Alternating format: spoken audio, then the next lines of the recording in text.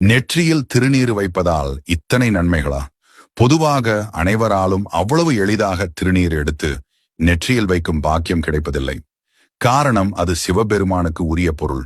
அவர் அருள் இருந்தாலே அதை பூசிக்கொள்ளும் பாக்கியம் கிட்டும். அப்படியாக பலருக்கும் திருநீறு வைப்பதின் மகத்துவம் தெரிவதில்லை. அதை பற்றி பார்ப்போம்.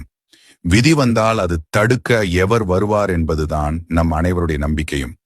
ஆனால் மனதில் சிவனும் நெற்றியில் திருநீரும் இருக்க எவர் அருகில் வருவார் என்பதுதான் உண்மையான தத்துவமாகும். அப்படியாக விதிப்படி மார்க்கண்டேயனுக்கு ஆயுள் 16 ஆண்டுகள் என்று நிர்ணயிக்கப்பட்டிருந்தது. அவரின் அந்த நாள் நெருங்க யமன் அவன் உயிரை பறிக்க வந்தான். ஆனால் மார்க்கண்டேயன் யமனிடமிருந்து தப்பிக்க நெற்றியில் திருநீறு பூசி சிவலிங்கத்தை இறுக பற்றி கொண்டான். இருந்தும் யமன் அவன் கடமையை செய்ய வேண்டும் என்று மார்க்கண்டேயன் அருகில் செல்ல சிவபெருமான் யமனை காலால் மிதித்து தள்ளினார்.